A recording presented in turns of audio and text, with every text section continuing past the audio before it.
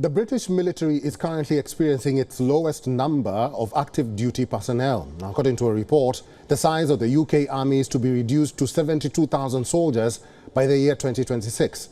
This decision forms a key part of the future soldier strategy, targeting a comprehensive force of over 100,000, which will include 30,100 Army Reserve personnel. Let's now talk about this. David Dunn is a professor of international politics, University of Birmingham. He's a security and defense expert also. The professor is joining us from the UK. Professor, thank you for making time for us and welcome. I guess I will start by asking you, what's really happening in Britain, and does this reduction concern you? Well, the size of the armed forces is at historic lows. The government, however, justify this on the basis that we can perform, the UK can perform its defensive roles with a smaller number of people by virtue of technological improvements. So what they argue is that a modern warship requires half the crew that a warship did 20 or 30 years ago. They point to the Royal Air Force and they say most jet aircraft now require just one crew rather than the two or even three that they did 20 or 30 years ago. So what their argument is that the reduction in the overall number of personnel doesn't necessarily equate to a change in capability. That's the argument.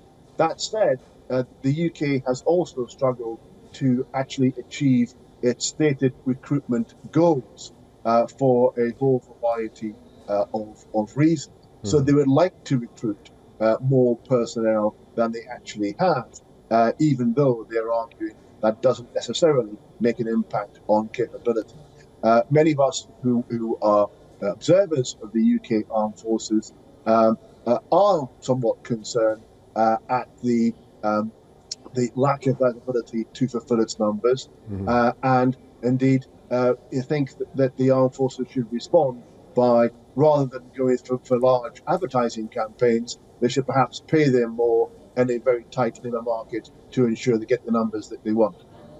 Professor, in 2021, the government announced it would reduce the size of the army from 82,000 to 73,000 trained regulars. It also said the army would be modernized to take advantage of new technologies. What are these new technologies that they speak of? Well, it's partly a recognition, as I say, that if you think of the role of artillery, in the past, an artillery gun would take a crew of 5 or 10 to organise and fire the weapon, recover the spent shells and the like. Whereas now, multiple rocket systems, where everything is automated and also done by target acquisition through satellites and the like. Just as an example of how modern technology both improves the capability, improves the rate of fire, but also requires less personnel to do it. In the technological battlefield, it's also about the employment of electronic jamming means, cyber technology as a way of defeating your enemy, rather than actually just being a soldier in the front line. So there's a number of ways in which technological advantages, improvements, modernizations, mean that you have a capability that doesn't require the same manpower. Professor, the Defense Committee conveyed the vision that the, quote, army of the future will be leaner, more lethal, nimbler, and more effectively matched to current and future threats, and less to do with quantity or even number of soldiers. What do you make of this finding?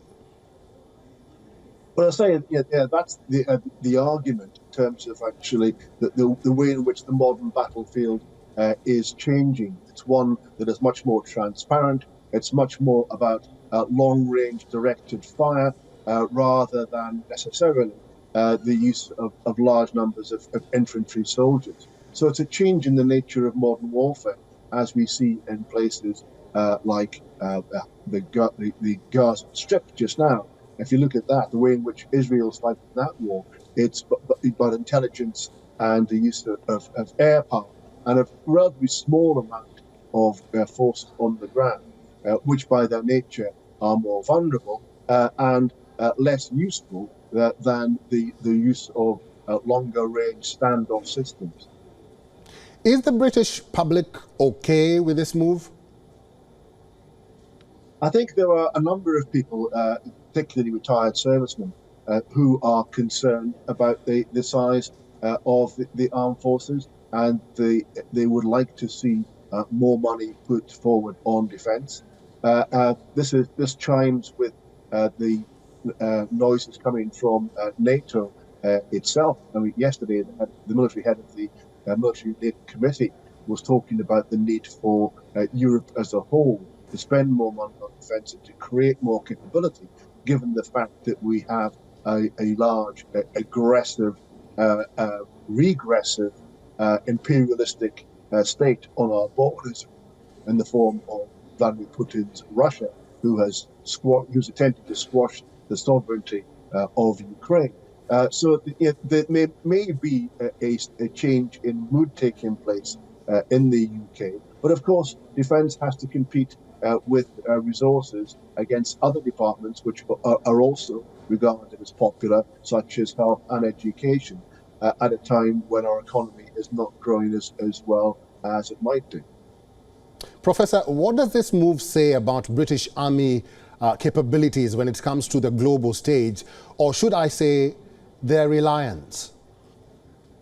Well, I think the part of the reason why the army has been reduced is that the performance of the armed forces in Helmand and in Afghanistan and in Iraq, while regarded as heroic, they were regarded as not perhaps as effective as they might have been had they been better equipped. So there has been a focus by the army on making sure that rather than having a large army that wasn't well equipped, it's better to have a smaller army that is well equipped, and that is the focus of the armed forces. They are still regarded as one of the most capable armed forces in the world, certainly the most capable in Europe in terms of our peer competitors in the continent of Europe. And of course, you mustn't look at the army in isolation. Part of the reason why the army is reduced in numbers is that more resources have been put towards the Royal Navy. The creation of two large aircraft carriers, the commitment to go east of Suez to actually have a role in the Indo-Pacific and to be part of naval task groups there and to take on more of a global role means that resources have moved towards the Royal Navy rather than making or maintaining a larger army. The Royal Air Force also has global commitments. We saw the Royal Air Force active in Yemen in the last month. The Royal Air Force also has to protect the independence of the Falkland Islands against possible Argentinian action there, and therefore, the armed forces, the money has to be shared out among all three of the branches of the armed forces, not just the army. Finally, Professor, the Defense Ministry argues that the pivotal issue lies in whether the army possesses the necessary resources and skills to execute governmental objectives, factoring in equipment quality and training depth. Do you agree? Yes, absolutely. It's not just the number of armed forces. When we see this around the world, where on paper armies are a certain size or certain strength, and yet the reality is very different. The quality, the professionalism of the British Armed Forces and the amount of money spent on training and equipment means that even though there is a much smaller army than we've had previously, the capabilities of those armed forces are very large. So, for example, Britain's just about to deploy 20,000 troops as part of a NATO exercise defending the Baltic states. The ability to deploy a highly armed, highly efficient deployment of that size speaks to the capability of the British Armed Forces despite their reduced numbers. David Dunn is a professor of international politics, University of Birmingham. He is also a security and defense expert. Professor, thank you very much for making time for us and talking to us today. Always a pleasure.